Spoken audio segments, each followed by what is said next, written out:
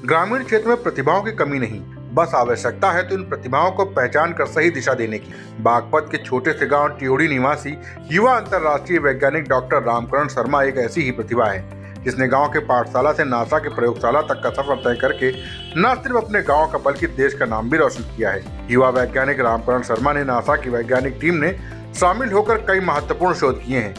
पृथ्वी से इतर अन्य किसी ग्रह पर जीवन की खोज पर शोध, पर्यावरण सुरक्षा जैसे विषयों पर शोध करने वाले वैज्ञानिक डॉक्टर रामकरण ने कोरोना काल में वर्चुअल कक्षाओं के माध्यम से करीब 10,000 छात्रों को कैरियर गाइडेंस भी दिया है। इन दिनों अपने पैतृक गांव में आए डॉक्टर रामकरण शर्मा ने अपील की है कि कोरोना से बचाव के लिए टीकाकरण बहुत जरूरी है। कोरोना के नए वेरिएंट ओमिक्रॉन पर भी डॉक्टर रामकरण शोध कर रहे हैं। स्वदेश आए डॉक्टर रामकरण सिंह अपने क्षेत्र में परंपरागत खेती से अलग जैविक खेती को बढ़ावा देने की मुहिम में भी शामिल हैं।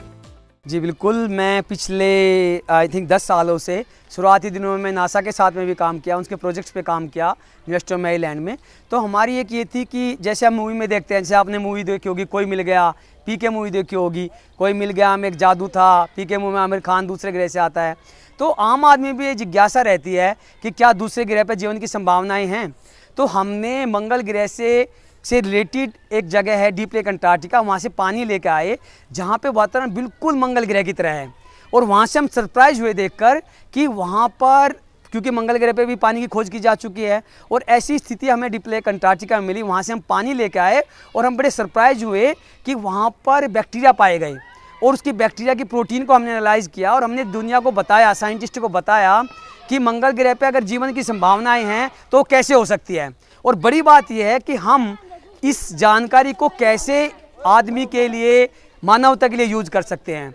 उस जानकारी को इकट्ठा करके हम मेडिकल में, दवाइयों में इस्तेमाल कर सकते हैं और कहीं ना कहीं ऐसे एंजाइम भी खोज कर सकते हैं जो कि केमिकल्स को रिप्लेस कर सकते हैं। क्योंकि आप जानते हैं कि हर साल 10 से 12 लाख, चाहे वो जानवर हो, आदमी हो, छोटे बच्चे हो, वो पोल्यूशन की वजह से मर जाते हैं। तो हमारे प्रयास है इस रिसर्च को जोड़कर कि हम केमिकल्स को रिप्लेस कर सके जो एंजाइम्स और प्रोटीन से। बिल्कुल जी, मेरी प्रारंभिक शिक्षा जहाँ पे आज हम खड़े हैं इसी प्राइमरी स्कूल से हुई है, जहाँ से मैंने पहली से 5वीं तक की पढ़ाई इसी सरकारी स्कूल से की है। और आप जान के सरप्राइज होंगे कि मैंने, चाहे बेशक मैं अभी अमेरिका, नासा या आईआईटी में रह के आ चुका हूँ, लेकिन मैंने 5वीं तक ABCD भी नहीं सीखी थी। मैंने अपनी पहली ABCD 6th क्लास में जा कर के सीखी। जी बिल्कुल, मेरा मानना है कि देखो हमारे यहाँ के जो किसान हैं मेनली, क्योंकि मैं भी एक किसान बैकग्राउंड से आता हूँ और MSc तक मैंने खेती भी किया है। और यहाँ पर आने के बाद भी मैं, चाहे वो हमारे घर वाले गन्ना तोड़ रहे हों या फिर आज सुबह भी हम गेहूँ बो के आए हैं, तो मेरा मानना है कि जो एक पारंपरिक खेती है, चाहे वो गन्ना बोना हो, धान बोना हो या फिर गेहूँ बोना हो, हमें आज के टाइम में एक मिक्स खेती के बारे में सोचना चाहिए। एक ट्रेडिशनल खेती से हटके जैसे जैविक खेती, आज के टाइम में इसकी बहुत ज़्यादा डिमांड है कि अगर हम जैविक खेती की तरफ जाएंगे तो हम उसको एक्सपोर्ट भी कर सकते हैं और देश में भी उसकी बहुत ज़्यादा डिमांड है।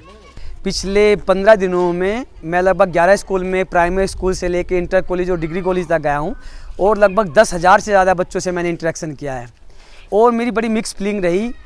ये एक अच्छी फीलिंग तो ये रही कि आज के टाइम में बच्चों को जानकारी काफ़ी सही है, गवर्नमेंट की फैसिलिटीज़ काफ़ी अच्छी है, लेकिन कहीं ना कहीं एक दुख हुआ कि उनको कहीं ना कहीं करियर गाइडेंस की बहुत कमी है।